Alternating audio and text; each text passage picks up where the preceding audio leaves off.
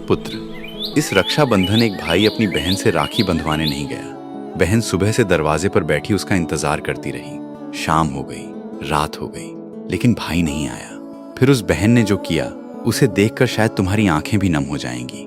पुत्र, वह बहन सुबह से ही तैयार बैठी थी। उसने अपने हाथों से एक सुंदर सी राखी बनाई थी, थाली सजाई, दीपक जलाया, भाई की पसंद की मिठाई रखी और बार बार दरवाजे की तरफ देखती रही। उसे पूरा विश्वास था मेरा भाई आज जरूर आएगा। लेकिन दोपहर हो गई, फिर शाम, फिर रात, भाई नहीं आया। घर वालों ने कहा शायद इस बार वो व्यस्त होगा। बहन ने कुछ नहीं कहा, बस अपनी राखी उठाई और चुपचाप अपने कमरे में चली गई। अगली सुबह उसने वही राखी एक छोटे से डिब्बे में रखी और अपने भाई के घर भेज दी।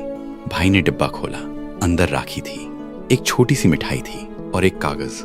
उस पर लिखा था, भैया इस बार तुम नहीं आए इसलिए मैंने तुम्हें दोष नहीं दिया।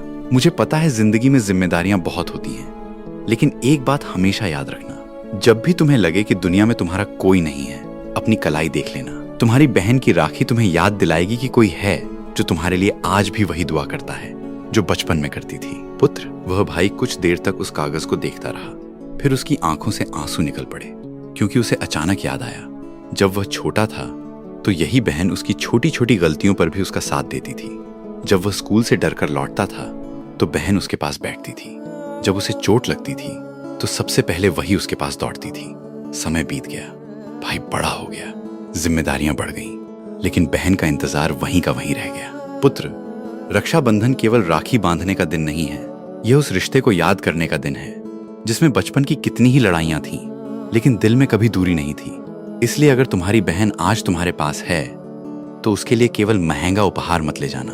उसके पास कुछ पल बैठना, उसकी बातें सुनना और शायद इतना कह देना, तू है इसलिए मेरा बचपन आज भी मेरे साथ है। क्योंकि पुत्र, राखी धागे की होती है, लेकिन बहन का इंतजार और उसकी दुआ किसी धागे से नहीं बंधती।